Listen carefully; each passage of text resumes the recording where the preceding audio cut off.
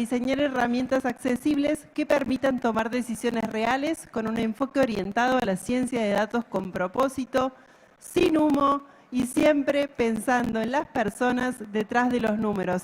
Actualmente se desempeña en el sector público, articulando con el sector privado en plataformas educativas y también de manera freelance. La charla se denomina entonces de la teoría al código, mentorías que potencian el aprendizaje en la ciencia de datos. Son 40 minutos de esta participación, súper interesante. Mientras ellas terminan ahí de afinar algunos detalles, les vuelvo a recordar las redes del clúster para que nos etiqueten, para que nos arroben, @clustercba con el hashtag Córdoba Tech Week. Y también invitarlos a que no se pierdan el programa de mañana, no solamente aquí en este espacio, en este Corner Pitch, sino también en el escenario principal, en toda la parte de exposición de este evento, que tiene un montón, que tiene muchísimos casos, muchísimas experiencias, charlas, talleres, picheos. Mañana hay un montón de picheos súper interesantes también aquí en este lugar, así que los esperamos con toda la energía. Y ahora sí les damos paso a ellas. Faltan unos minutitos nada más. Bueno, les recordaba, como les comentaba, la charla esta está a cargo de Carolina Chavero y de Noelia Ferrero de la Universidad Nacional de Córdoba. ¿Listas ahora sí? Un segundo más. Bueno, yo les adelanto entonces lo que va a ser la última participación. Luego de ellas vamos a recibir aquí en este escenario a Natalia Seiler, a Mariela Berkovich, de los clústeres BIM y PGM. También va a estar Diego Kotfitz, Inés Gerbaudo, y del clúster BPO, Leonela Ferraresi, que es manager también del clúster, y del clúster... Ahí ya se... ¿Ahí estamos? Sí. Y por último, del clúster ACTech va a estar Fernanda Vireni, Fernanda Vireni. Ellos van a estar hablando de competitividad, el tercero de los ejes en esta semana Tech, en esta semana en estos 2 días en realidad, en el que nos tomamos para poner la tecnología, la innovación y el conocimiento en el centro de la escena. Innovación y competitividad va a ser el tema a continuación, pero ahora vamos a hablar de la teoría del código, mentorías que potencian el aprendizaje en ciencia de datos. Ahora sí, bienvenidas Carolina, bienvenida Noelia, gracias por estar acá. Muchas gracias a ustedes. Bueno, la conexión un poco lenta porque vamos a hacer algo especial, tenemos que conectar la computadora de forma que podamos correr un poco de código, ¿sí? Entonces necesitamos la compu ahí específica esta. Bueno, muchas gracias por la invitación, por darnos este espacio a la FAMAF, ¿sí? Que es, quien no conoce, la Facultad de Matemática, Astronomía, Física y Computación. El tema principal es de las piezas rompecabezas resuelto, lo va a presentar Noelia Ferrero, que es nuestra mentora, ya voy a contar de qué se trata. Y las mentorías son parte de la Diplomatura de Ciencia de Datos de la FAMAF. Acá estamos viendo mucho ciencia de datos, inteligencia artificial, y podemos estar de 2 lados, podemos estar del lado que queremos ser partícipe, ¿sí? Desarrollar este tipo de tecnología, o también la podemos usar. Nuestra propuesta desde FAMAF es formarlos para que puedan ser desarrolladores, para que puedan ser científicos de datos. Y esto se da en el marco de esta diplomatura. Ahí puse un código, pero no se ve muy bien, quizás para que lleguen a ver en el código este de aquí, pero pueden buscarlo en Google como la Diplomatura de Ciencia de Datos de la FAMAF, le aparece al comienzo. Bueno, ¿qué es la diplomatura? Yo me voy a tomar solamente 5 minutitos para presentar el marco y paso la palabra a Noelia, ¿sí?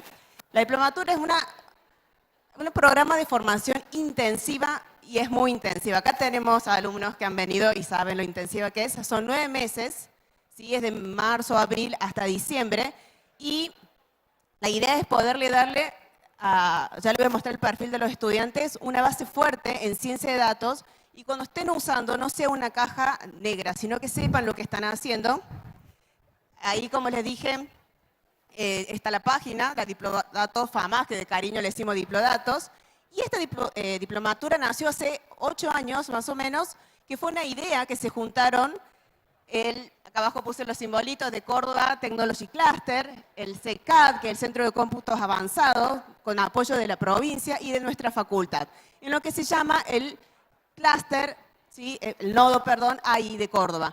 La idea era dar una formación porque las empresas necesitaban gente especializada, le estoy hablando hace 8 años, y se acercan un poco a la FAMA buscando que le demos esta especialización desde la parte académica. Y también ahí surgió un vínculo grande entre lo que es la academia y las empresas, que después tratamos de replicar en lo que es la diplomatura. Los destinatarios, ¿quiénes pueden hacer esa diplomatura? Bueno, tenemos de todas las disciplinas. Por ejemplo, yo soy astrónoma y hace muchos años la hice, porque yo necesitaba aprender de ciencia de datos, inteligencia artificial, porque ya tenía tantas estrellas que observamos por noche, que ya no lo podemos hacer manualmente. Tenemos terabytes por día, que bajan de los satélites, los telescopios, y ya no podía seguir avanzando si no aplicaba esta tecnología. Igual pasa con abogados, gente que trabaja en medicina, psicología también, biología, obviamente gente de ciencia de datos, economía. Acá pusimos algunos como para tener una idea de quién es nuestro público, pero es muy, muy diverso. Está aplicado a quienes son estudiantes, no necesitan tener una licenciatura, pero sí tienen que tener una base en matemática, estadística y programación base. Que hoy, la verdad, los que estaban un poco más retrasados en la parte de programación, con la ayuda de los diferentes agentes que hay, les es mucho más fácil. Y la idea es tener conocimiento sólido, ¿sí? Que ponemos aquí abajo, una experiencia real, porque van a tratar casos reales, y crear una red ya sea con los profesores del ámbito académico, o con la gente de la empresa, o sus compañeros. Bueno, ¿qué es lo que tienen que ver? Hay materias muy básicas, que es la parte sólida, que son 5 materias obligatorias, que es las que ponemos de análisis, visualización, mucho machine learning, diferentes tipos. Y después le damos materias optativas, que de acuerdo si te querés ir a las finanzas, si querés ir a aprendizaje profundo, si querés hacer grafos, de acuerdo al perfil que vos quieras darle a tu carrera, podés hacer esa materia. Y también viene una parte importante, que son las mentorías. ¿Qué son las mentorías? Son proyectos donde vamos a aplicar todo lo que se fue aprendiendo, la parte que vimos, las materias base, las obligatorias, pero tenemos un tema a resolver. Y aquí es donde yo le digo que se une mucho lo que es la industria, las empresas, la vinculación tecnológica de nuestra facultad, porque llamamos y abrimos este llamado a todas las empresas, por ejemplo, del Córdoba Cluster, que si tienen, gente que trabaja ahí, que nos quieren traer un caso, que nos quieren presentar un dataset con un problema para resolver. Entonces, los estudiantes tienen un proyecto real para hacer, pero no lo tienen que hacer solo, lo van a hacer en conjunto, como se trabaja en ciencia de datos, y con un mentor, una mentora que los va a guiar. Gente del área que no solamente los guía en conocimiento, sino en la forma de proceder, dado un problema, cómo lo vamos resolviendo, y algo más. Cómo presentan los datos. ¿Sí? No solamente nos presentamos en un código, sino en el resto. ¿Cómo presento estos datos si yo trabajo en una empresa? Las habilidades blandas, que a veces cuesta porque no te lo enseño de ningún lado, pero hay que tenerlas porque yo no le puedo presentar un código completo a mi cliente, tengo que presentarle un resultado. ¿Sí? Entonces eso también se trata. Y la siguiente, ustedes dirán, bueno, esto lo acabo de contar recién. ¿Me pasa el siguiente? Sí, gracias. ¿Y en qué temas? Bueno, tenemos mentores en muchas áreas, de muchas empresas, viene gente del área académica, sí, hay problemas que son de recursos naturales, hay problemas que vienen, de astronomía obviamente también, pero de transporte, lenguaje natural, de salud, de finanzas, mucha gente que trabaja en bancos que nos presentan datos, que es todo un desafío porque hay que anonimizar los datos, eso también se aprende. Hemos trabajado con proyectos con EPEC, por ejemplo, mucho de marketing, hemos trabajado con temas para los departamentos de marketing, y en particular este año tenemos un tema que es de fraude, ¿sí? Como estuvieron hablando recién, y que lo lleva a cargo a este proyecto Noelia, que ella ya es mentora nuestra hace 2 o 3 años, que siempre hace proyectos hermosos, que llaman la atención a los estudiantes, y así que siempre está a full. Y de eso nos va a contar, de este proyecto, que ella le llamó El robo del siglo digital 2025, y ella lo va a desarrollar ahora. Yo por mi parte me queda invitarlos a charlar con nosotros después o visitar la página de la diplomatura por si tienen dudas. Tenemos estudiantes de 18 hasta de 60 años más o menos de todas las carreras que hay.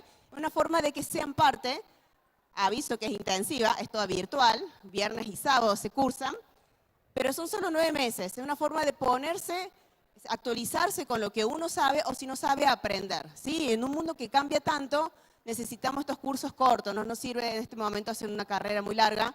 Puede ser que para eso estarían otras carreras de la facultad, pero de ciencia de datos solamente estos 9 meses.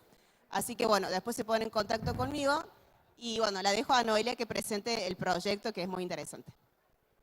Gracias, Caro. Ahí está. Bueno, ahí, denme un segundito. Ahí arrancamos. Estamos preparando el entorno.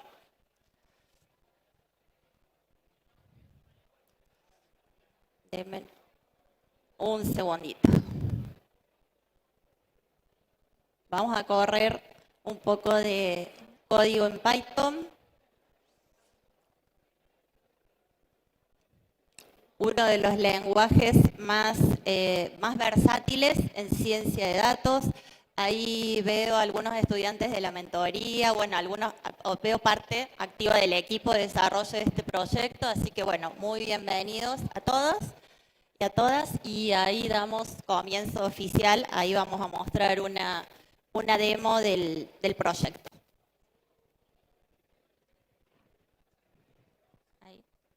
Ahí se escucha mejor. Bien. Bueno, vamos a dar comienzo. Entonces, vamos al lío. Bien.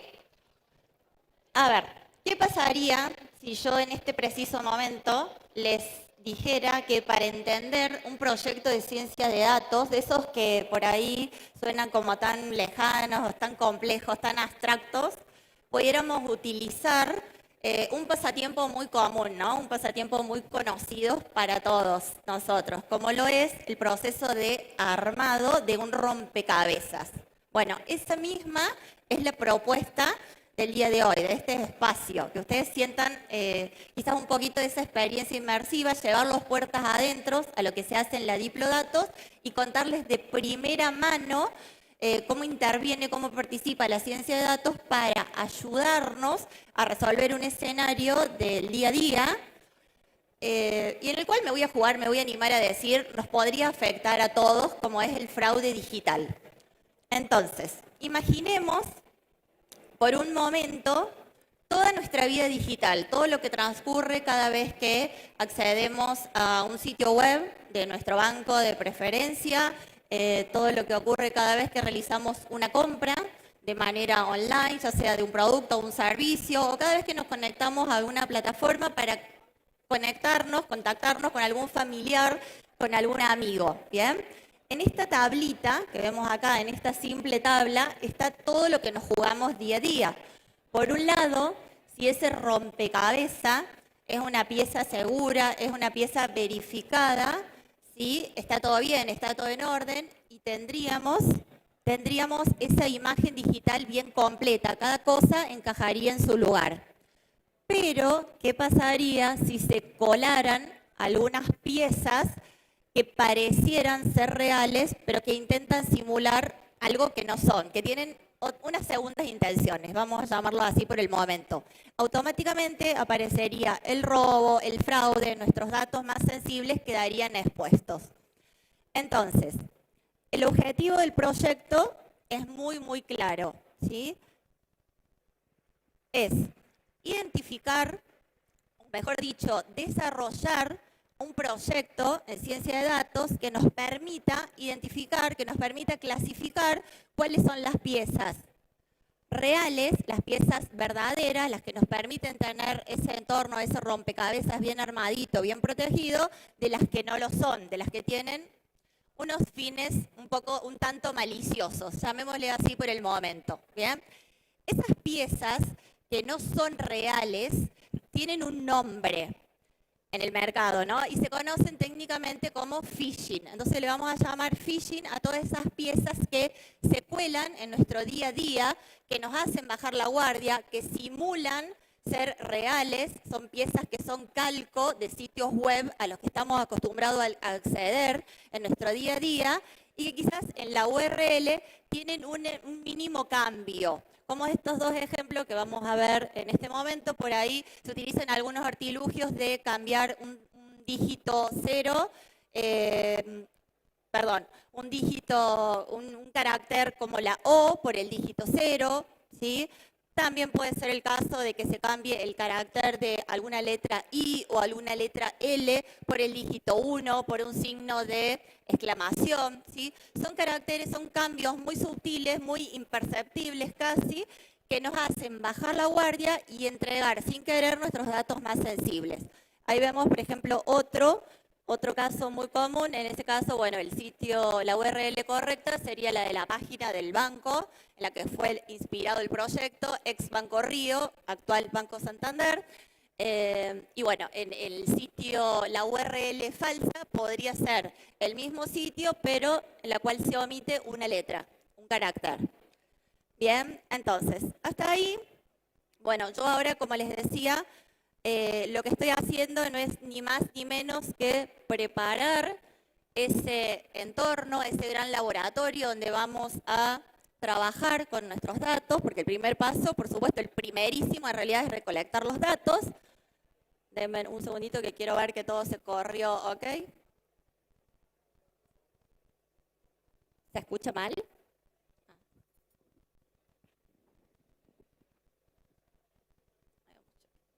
Ustedes me dicen, ¿sí? ¿Se escucha mal?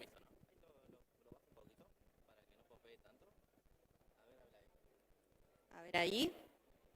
Buenas. ¿Ahí se escucha mejor? Bien. Bueno, ahí lo que estamos haciendo, como les decía, es correr. Yo sé que a lo mejor puede resultar como un tanto intimidante para los que están teniendo ese primer contacto, ese primer acercamiento a la ciencia de datos, pero ahora lo vamos a ir desgranando para que todos entendamos todo de qué se trata y de qué va esto. Entonces, les decía, ¿no? Ese paso fundamental, ese paso primerísimo es la recolección. Bueno, el primer paso fue entender o definir, delimitar bien el proyecto, eso fue lo que les comenté anteriormente. Ahora vamos a obtener los datos. A grandes rasgos, ese paso consiste en recolectar, o sea, hacer una recolección de miles y miles de sitios web del ecosistema argentino. Luego creamos nuestro inspector digital, llamémosle así, es una herramienta de código que nos va a permitir ir relevando cada una de la información justamente relevante, bueno, vale ahí un poco la redundancia, nos va a permitir ir inspeccionando cada uno de estos sitios, ir tomando nota de la información relevante y luego vamos a guardar esas características, esas features en un dataset sólido para poder entrenar nuestro modelo. Y acá lo tenemos, como les decía, nuestro agente, nuestro inspector en acción, ¿sí? Ahí vamos a ir corriendo las celdas de código. Siempre los proyectos de ciencia de datos se arrancan de menos a más, por lo tanto lo que hicimos acá fue tirar de una lista de sitios seguros, de sitios que nosotros conocíamos que eran 100% fiables, para entender el perfil de los buenos, ¿sí? Como en toda historia, bueno, siempre hay buenos y villanos, siempre hay buenos y no tan buenos. Entonces, lo que queríamos en esta instancia era trabajar con sitios seguros. Pero obviamente, que bueno, esto es lo que estamos haciendo acá, ¿no? Estamos trayéndonos información de la web de sitios que sabíamos que eran 100% fiables. Pero ¿qué pasa? Sabíamos que con 25 sitios nos quedábamos más que cortos, que no era suficiente para entrenar un maestro en el armado de rompecabezas, que eran los algoritmos de Machine Learning. Bien. Igualmente este código, como les decía, nos permitió armar ese perfil, identificar, por ejemplo, bueno, la longitud de la página web o la URL, eso podía ser el equivalente a qué tan grande o qué tan larga era la página. La pieza, en este caso sería nuestra página web, qué cantidad de guiones o qué cantidad de caracteres. Empezamos a darle un poco más de forma, ¿sí? Luego de eso, lo que hicimos fue ya duplicar la apuesta. Ya hicimos un web scraping o raspado web para traernos información de un directorio. El directorio se llama Argendir. Es un directorio donde se publica la información relevante de los sitios web del ecosistema argentinos. Y le sectorizamos algunos casos, ¿sí? Para no hacerlo, digamos, tan pesado, y con lo cual volvimos a obtener información de sitios web que eran 100% reales. Bien, pero ahí ya teníamos un poquito más de 50 casos, es todo este pedazo de código que estoy mostrando acá, pero por último, esta partecita ya, bueno, esta es la información que relevamos, ¿no? Esta partecita sería la información consolidada, pero por último ya escalamos el proceso y lo hicimos de manera automática accediendo al directorio Tranco. Este directorio es un sitio donde se publican el ranking de las URL más populares a nivel mundial. Filtramos por las que tenían la extensión .ar y nos quedamos con 3.200 sitios. Esta no la voy a poder correr en el vivo porque dura aproximadamente 1 hora 20, lo cual es como la nada misma. Yo no sé si ustedes, cuál es el rompecabezas de mayor cantidad de piezas que han logrado armar, pero bueno, yo en mi caso particular, en las vacaciones de invierno, estuve armando un rompecabezas de 1000 piezas con mi hijo, estuvimos aproximadamente una semana, así que era un montón, ¿sí? Poder obtener 3.200 sitios en 1 hora 20. Con lo cual logramos consolidar una estructura de nuestros datos. Pero seguíamos teniendo un problema, ¿sí? Primero, bueno, por supuesto, buscamos patrones en esos datos para realmente comprobar las hipótesis que nosotros teníamos. Consolidamos esos datasets, bueno, hicimos una limpieza, hicimos diferentes pasos, yo se los voy a ir pasando un poquito más rápido, pero todo esto en el proyecto está ultra desarrollado de principio a fin. ¿Sí? Y ahí empezamos, y uno cuando empieza a clasificar, empieza a notar algunas diferencias. Pero ¿qué nos pasaba acá? ¿Qué nos pasaba en esta instancia, no? Nos encontramos con bueno, ahí les voy a ir pasando todo ese código hasta que lleguemos a esta imagen. Esta imagen lo representa de manera casi brutal. Contábamos con 100% de casos reales.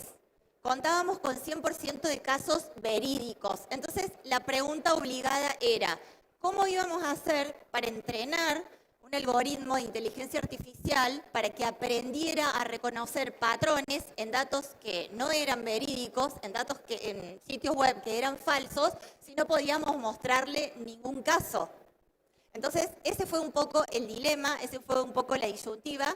Se trabajó sobre varias líneas de investigación y bueno, la verdad que se llegó a la conclusión, si no podíamos obtener de un entorno real sitios web de fraude, si no podíamos salir a la cacería, a la caza de esos sitios reales, teníamos que salir a fabricar esas piezas.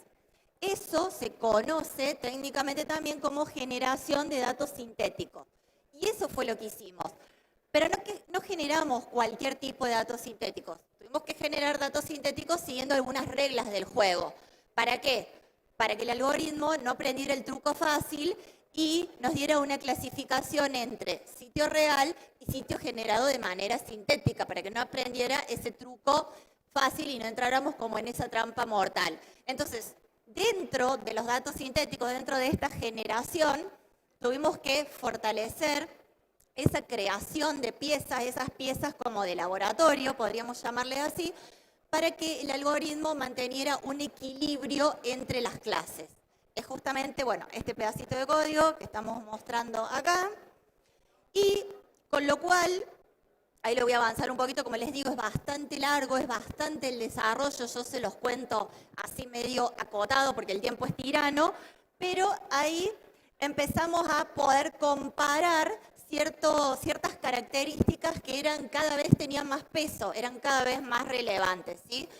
Por ejemplo, los sitios legítimos usan un protocolo, el protocolo HTTPS, que nos indica que es un sitio seguro, en contraposición con algún sitio que no es seguro, que utiliza un protocolo antiguo, el HTTP, sin el famoso candadito de seguridad.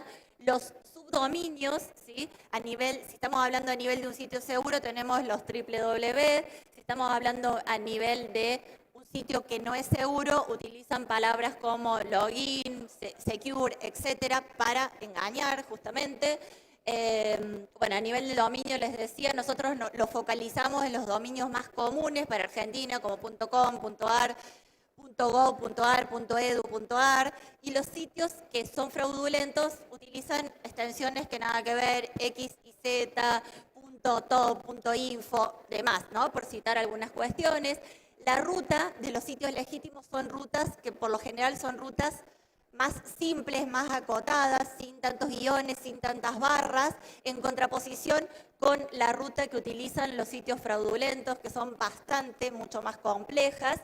Y bueno, por último, los sitios legítimos no utilizan tantos parámetros a nivel del voice. El voice es un directorio donde se registran estos sitios y tienen una antigüedad mucho más anterior que el sitio fraudulento, porque, claro, lógicamente, primero se crea el sitio real, el sitio verídico, y después los ciberdelincuentes hacen esta copia, esta imitación, y sacan esos recursos, utilizan esos recursos para engañarnos, ¿sí?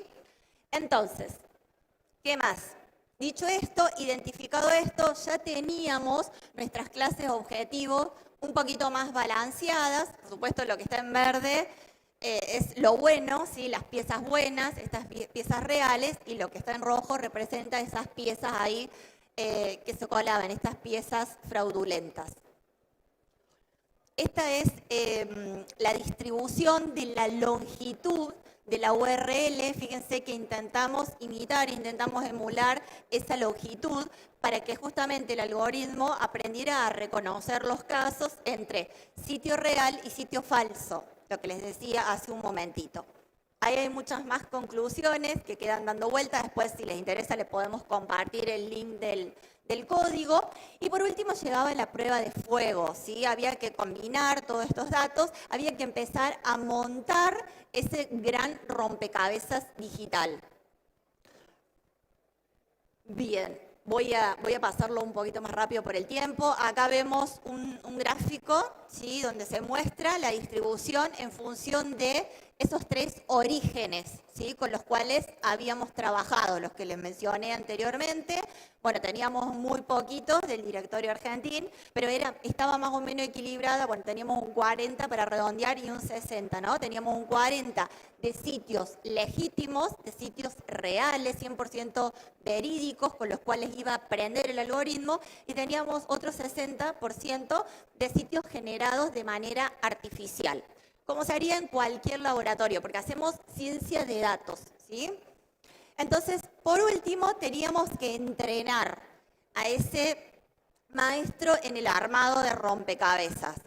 Armar ese MVP, mínimo producto viable, para sacar un producto para que fuese algo útil, para que pudiera estar publicado como una extensión de algún navegador, para que pudiera estar al acceso de alguna empresa de ciberseguridad, para que pudiera funcionar como esa suerte de escudo digital. Y eso, a grandes rasgos, si repasamos un poquito, es porque esto ya lo vimos, fue la recolección de los datos en crudo. Se hizo ese procesamiento, esa ingeniería de características, en las cuales por ahí se agregó, no sé, la antigüedad de la URL, que era importante para el algoritmo, entre otras cuestiones. Y se pasó directamente a la etapa de entrenamiento. Se entrenaron en paralelo tres algoritmos que son los caballitos de batalla de hoy en día en ciencia de datos. Por un lado, un algoritmo que se llama Random Forest, trabaja con árboles de decisión. Por el otro lado, el XGBoost, que es como un bosque aleatorio que combina varias técnicas de árbol de decisión. Y por el otro lado, se lo tiró así en crudo al algoritmo y le dijo, bueno, decidí vos por técnicas de Auto Machine Learning. Esta parte, bueno, sigo avanzando un poquito más. Esta parte está más ahí desarrollada. Yo ya les voy a mostrar la salida, porque esta parte sí demora un poquito más. Todo esto es código. No se preocupen, esto lo vemos al detalle, lo desgranamos bien al detalle en la mentoría y podemos decir que vamos a arribar a los siguientes resultados. Yo puedo seguir hablando y puedo seguir mostrando código, ¿no? Esta es la distribución que teníamos al final de nuestras clases. Acá estamos mostrando una matriz de correlación, que es como una suerte de tablero de ajedrez donde se ve, donde se dimensiona de manera muy gráfica el peso que tienen cada una de las variables que entran al modelo, por lo cual en la diagonal todas dan igual, siempre dan 1, se toman la de los costados de la diagonal para arriba y para abajo. ¿Sí? Acá vemos la importancia de cada una de esas características discriminada para cada uno de los algoritmos de Machine Learning que se ejecutaron. Y llegamos a este cuadrito que funciona como ese semáforo, ¿no? Donde, por supuesto, lo verde tiene el paso libre, lo verde es que funciona bien, lo amarillo ahí empieza como a encender un poco las alertas y lo rojo es el equivalente a malo. En este caso, que el algoritmo se entrenó con aproximadamente 8.000 casos, ¿sí? 8.000 casos en total. El algoritmo de Machine Learning que mejor performó fue el Random Forest, ¿sí? Ahora les muestro un poquito esas salidas. Acá están las tablas comparativas de cada una de las métricas. Y quiero llegar a esto que es lo que estamos viendo en pantalla, ¿sí? El primer modelo, el primer algoritmo de Machine Learning acertó casi el 70% de los casos, acertó el 70% de las veces, clasificando esas piezas falsas de las que eran realmente sitios verídicos, sitios verificados, ¿sí? Y es el más equilibrado si hablamos de la precisión y la cobertura del algoritmo. Bien, por eso nosotros estamos en condiciones de afirmar que para estos casos, para esta muestra, para este universo, es el mejor modelo. Lo sigue el XGBoost, que no tiene mucha diferencia, o sea, es muy parecido al Random Forest, pero es un poquito menos preciso. ¿Bien? Y bueno, por último, el algoritmo de Auto Machine Learning acertó también casi en el 70% de los casos, pero casi no detecta los casos de fraude, los casos que realmente se nos cuelan. Entonces, por eso ese lo descartamos. ¿Bien? Ahora, compartido todo esto, explicado todo esto, la pregunta concreta es, ¿en qué más podríamos usar esta misma lógica, este mismo enfoque para lograr que nuestro mundo digital, que nuestra vida digital sea un poquito más segura? ¿En qué se les ocurre a ustedes? ¿Sí? Yo, bueno, la idea es compartirles, acá les voy a compartir una encuestita, es una sola preguntita. ¿Sí? Ahí les voy a compartir el código. Si pueden ir ingresando a www.menti.com.ar, denme un segundito, ahí les pongo en pantalla el código para que puedan responder esa simple preguntita. ¿En qué más piensan ustedes que la ciencia de datos puede ayudarnos a hacer más seguro nuestra vida digital? Podrían decirme, podrían pensarlo a través de la identificación de imágenes falsas contra las imágenes verdaderas. Ahí les cargo, déjenme un segundito, ahí les cargo, ahí estamos.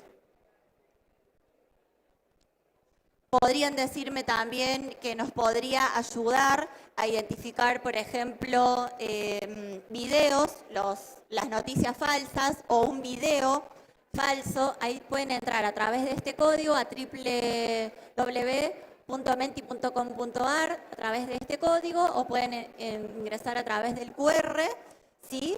Y responder simplemente esa pregunta. ¿En qué otro rompecabezas de nuestra vida digital, ¿no? Por supuesto, podríamos utilizar el enfoque de ciencia de datos para lograr que nuestro mundo sea un poquito más seguro?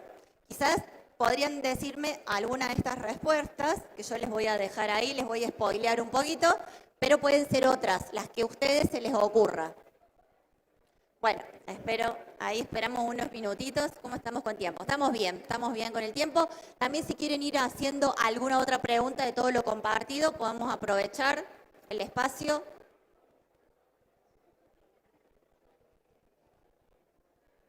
Ahí, no se cae. bloqueó. Bien, ahí vemos que Ahí tenemos... pregunto yo. ¿Cómo funciona? Vos le estás pasando, esos que está apareciendo en rojo y en azul son los que está poniendo Exactamente. la gente de la audiencia. Sí, exactamente. Bien, Ahí estamos perfecto. armando, ahí nos están... Porque uno hasta que entra y pone... Fraude, bien. O para que sepan, cuando yo les contaba antes de las mentorías, que Noelia es una de nuestras mentores, ese tipo de trabajo, como ella dijo, después se aplica a la extensión de una página web. Es lo que están haciendo en la diplomatura de ciencia de datos. A veces, a mí me sorprende cuando veo a los estudiantes en abril que comienzan a veces sin saber correr un código y después los veo en diciembre presentando los proyectos. Realmente una satisfacción porque, bueno, si es intenso, es verdad, es intenso, pero en un año logran un montón de experiencia y para mí es muy importante que estén con una persona que los guíe. Personas, por ejemplo, como Noé, que realmente los vaya guiando. Ya tiene grupos pequeños, tiene 8 estudiantes, ¿cierto? 2 grupos de 4 que trabajan, porque es una instancia que uno necesita ir de la mano con alguien. Y una vez que ya haces tu primer proyecto, ya te sentís hasta con confianza de comenzar un proyecto nuevo. Y de hecho muchos estudiantes nos dicen que cuando aplican a empresas y ponen en su línea que tiene la diplomatura de ciencia de datos de FAMAS, los llaman y le hacen pruebas. Y varias veces nos dijeron que las notebooks de pruebas que le han pedido, le dan proyectos que tienen que hacerlo en 4 días, por ejemplo, es muy similar a lo que han visto, ya sea en las mentorías, lo que han hecho en las materias, y realmente por eso sabemos que está funcionando, que sirve, precisamente porque mete la mano. O sea, ¿por qué digo que es trabajosa? Porque mete la mano en todos los códigos. No va a quedar ningún código como una caja negra, tienen que meter la mano, te trabarás 100 veces, pero en un momento te vas a destrabar. Y eso es lo que te lleva la experiencia y no solamente una clase, un seminario, que sos espectador. Hay que aprobar un montón de prácticos, muchas pruebas, acá los estudiantes saben. Pero es el valor agregado que ofrecemos.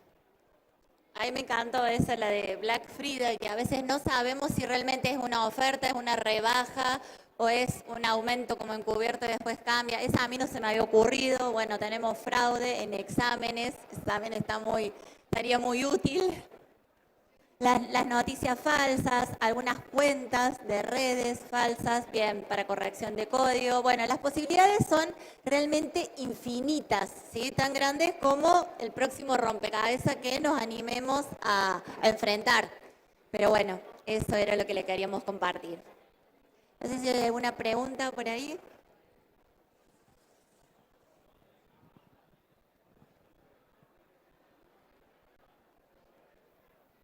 Prendo este micrófono a ver si hay preguntas. Están tímidos los alumnos, chicas. O ya lo tienen muy claro de las clases, una de dos. ¿No hay preguntas? No hay pregunta. Me parece Pasa que han palabra. sido muy claras. Eso es un buen punto.